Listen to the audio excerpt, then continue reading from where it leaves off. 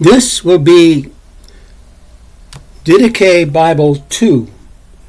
Now, we've already done something about that in its use with the Catechism, but there are introductions to this which I haven't shown you yet, which are very important for various reasons. For example, the first thing you will see in here is the books of the Bible. I will give you all of them in the Old Testament in the order in which they're found and the pages on which to look to find them. And the same with the New Testament below. Now, this one is the books of the Bible from the New Testament, and where you'll find them, and what their abbreviations are, and what they're called. But the next one is called Documents of the Mysterium.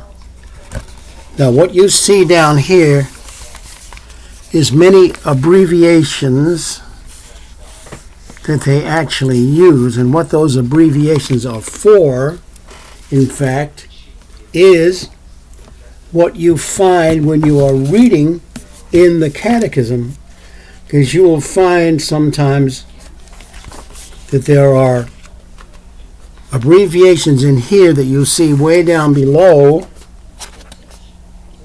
that are from those sources, and it'll tell you, for example, that's from St. Thomas Aquinas, in which he wrote in 1432 or something like that. So when you go through this, every one of those you will find in here will have those abbreviations, and you won't necessarily know where they come from, but this shows you very clear where they come from.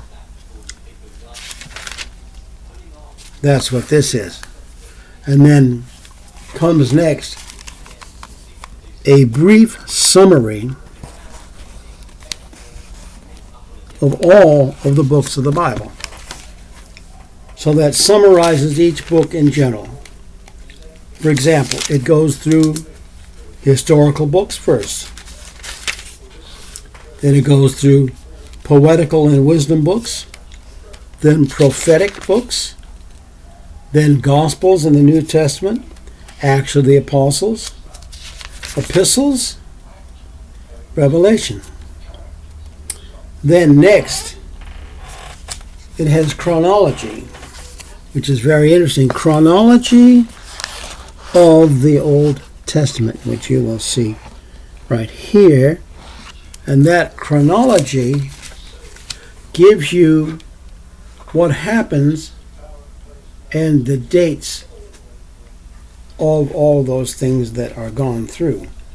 So that's a very interesting chronology, for example. And it gives you also a chronology of the New Testament and all the dates. Then it has a very good section on the parables of Jesus and where they can be found.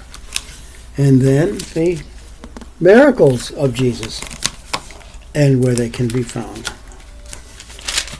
And then, of course, after that is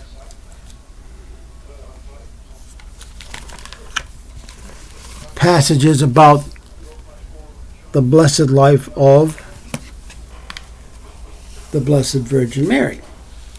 Those are all the passages in there. And then you get to the Old Testament with all the notes.